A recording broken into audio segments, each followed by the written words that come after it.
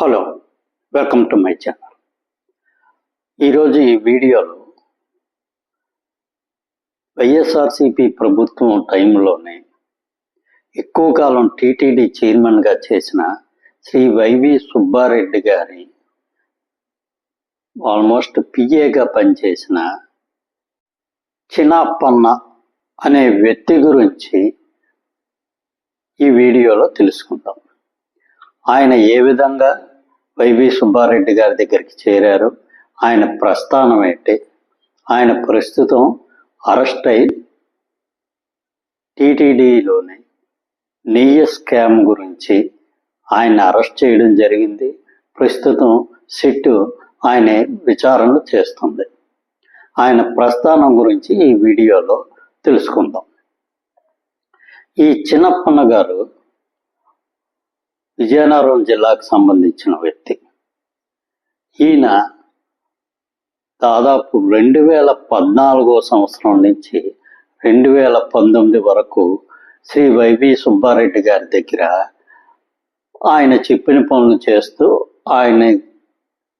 ఆయన వెనకాతల తిరుగుతూ ఉండడం జరిగింది. ఆయన్ని వైవి సుబ్బారెడ్డి గారి దగ్గర ఒక అధికారి ఆయన్ని చేర్చడం జరిగింది. వైవి సుబ్బారెడ్డి గారి 2014 నుంచి 2019 వరకు వైవి సుబ్బారెడ్డి గారి వెనకాతలుంటూ ఆయన ఏం చెప్తే ఆ పనులు చేస్తూ ఆయన కాలం వెళ్ళబుచ్చాడు. కాకపోతే 2019లో వైఎస్ఆర్సిపి ప్రభుత్వం అధికారంలోకి వచ్చిన తర్వాత ఒక్కసారి తలరాత పూర్తిగా మారిపోవడం జరిగింది. ఈయన్ని న్యూఢిల్లీలోని ఆంధ్రా భవన్లో స్పెషల్ లైసెన్సింగ్ ఆఫీసర్గా ఉంచడం జరిగింది. లైసెన్సింగ్ ఆఫీసర్గా ఉన్నప్పుడు ఈయనకి స్టార్ హోటల్ అకామిడేషన్లు, తర్వాత ఎక్కడికి వెళ్ళినా ఈయనకి ప్రభుత్వ వాహనము, అదేవిధంగా ఫ్లైట్లో రానుపోని ఛార్జీలు, ఇటువంటివన్నీ చాలా భారీ రాయితీలతో ఈయన అక్కడ లైసెన్సింగ్ ఆఫీసర్గా ఉండడం జరిగింది. అదే టైంలో ఈ నెయ్యి కల్తీ అనేది బాగా జరిగింది. ఈ నెయ్యి కల్తీ చేసిన బోలేరాం బాబా డైరీ వాళ్ళతోనే ఈయన కాంట్రాక్ట్ పెంచుకొని ఆ బోలేరాం బాబా డైరీకి సంబంధించిన ఏజెంట్గా ఉన్న శ్రీనివాస్ అనే వ్యక్తిని కేజీకి 25 రూపాయల కమిషన్ ఇవ్వాలని చెప్పి అడగడం జరిగిందని చెప్పి వార్తలు వస్తున్నాయి. కాకపోతే ఆ డీల్కి ఆ శ్రీనివాస్ అన్నతన ఒప్పుకోవడం జరగలేదు. దానితో ఈ చిన్నప్పన్న డైరెక్ట్గా బోలేరాం బాబా డైరీ ఓనర్స్ అయినటువంటి వాళ్ళతో మాట్లాడడం జరిగింది. వాళ్ళు కూడా ఈయనకి ఏ విధమైన డీల్కి వాళ్ళు ఒప్పుకోవడం జరగలేదు. ఏ విధమైన కమిషన్లు ఇవ్వని నిక్కచ్చిగా చెప్పడం జరిగింది. దీనితో తిరుమల తిరుపతి దేవస్థానంకి వాళ్ళు సప్లై చేస్తున్న నెయ్యిని 2022లో మైసూరులో ఉన్న డైరీకి, మైసూరులో ఉన్న ఒక ల్యాబొరేటరీకి టెస్టింగ్ నిమిత్తం పంపడం జరిగింది. ఆ టెస్టింగ్లో అది కల్తీ నెయ్యి అని తేలడంతో వారిని బ్లాక్ లిస్ట్లో పెట్టడం జరిగింది. ఆ తరువాత ఈయన ఈ ఏఆర్ డైరీ అని, వైష్ణవి డైరీ అని వీటిని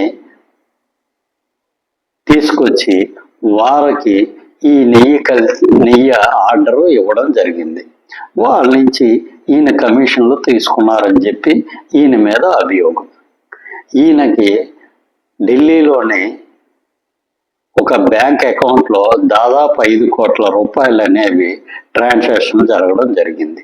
అదేవిధంగా తగరపోల్స్ దగ్గర, విశాఖపట్నంలోని చాలా చోట్ల ఈయనకి స్థలాలు, అపార్ట్మెంట్లు ఉండడం జరిగింది.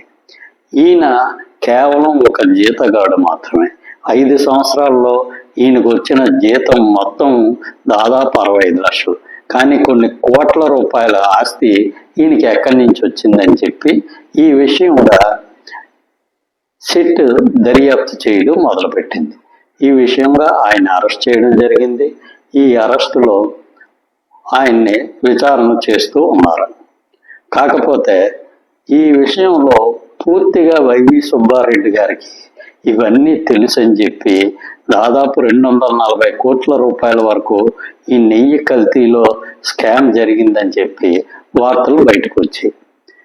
దీనిలో వైవి సుబ్బారెడ్డి గారి పాత్ర ఎంతవరకు ఉంది అనే విషయంగా ఈ చిన్నప్పన్న అతన పూర్తిగా నోరు విప్పడం జరిగితే వైవి సుబ్బారెడ్డి గారు, అదేవిధంగా బొమ్మన కరుణాకర్ రెడ్డి గారు వీళ్ళిద్దరి యొక్క పాత్ర ఏ మేరకు ఉంది అనేది ముందు ముందు తెలుస్తుంది. కాకపోతే ఆల్రెడీ వైవి సుబ్బారెడ్డి గారికి ఈ నెల 13వ తేదీని విచారణకి హాజరు కమ్మని నోటీసులు ఇవ్వడం జరిగింది. కాకపోతే ఆయన ఆరోగ్యం సరిగా లేదు, నేను ప్రస్తుతం హైదరాబాద్లో ఉంటున్నాను, అంత దూరం ప్రయాణం చేసి తిరుపతి వచ్చి విచారణకి హాజరు కాలేనని చెప్పి ఆయన సమాధానం ఇవ్వడం జరిగింది. ఈ విషయంగా సిట్ వాళ్ళు 20వ తేదీని హైదరాబాద్ వెళ్ళి అక్కడే వైవి సుబ్బారెడ్డి గారిని విచారణ చేస్తారని చెప్పి మనకి వార్తలు వస్తున్నాయి. కాకపోతే వైవి సుబ్బారెడ్డి గారి పేరు చెప్పుకొని చిన్నప్పన్న భారీ ఎత్తున ఈ లంచాలు తీసుకున్నాడా, లేకపోతే వైవి సుబ్బారెడ్డి గారికి తెలిసే ఈ కుంభకోణం అంతా జరిగిందా అనేది మనకి ఈ విచారణ పూర్తి అయితే తెలిసే అవకాశం ఉంటుంది. Thank you. ఈ వీడియో నచ్చినట్టయితే సబ్స్క్రైబ్ చేసుకోండి. Thank you very much.